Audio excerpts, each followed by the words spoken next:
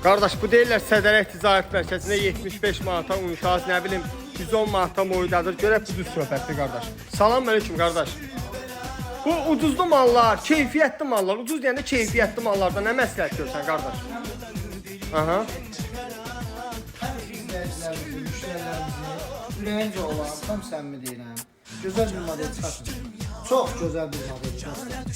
Həqiqətən, baxın, 2 basma metalidir, vakum krişka, keramika qapaq, tornado modeli, tam antibakteriyal model. Sən nə istəyirsiniz? Neçəyə qardaş? 125 manat. Bunu 125 manata. Arkadaş, deyirlər ki, yalandan deyirsiniz, reklam edirsiniz.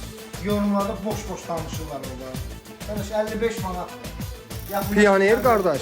Bəli. 55 manat pioner. Bəs mən rayonda qalıram, zəng eləsəm çatdıra bilərsiniz. Allah razı olsun qardaş. Çatdırma tamamilə pulsuzdur. Profildə nömrəmiz var. Əlaqə saxlayın, ünvana gəlsin. Sağ olun.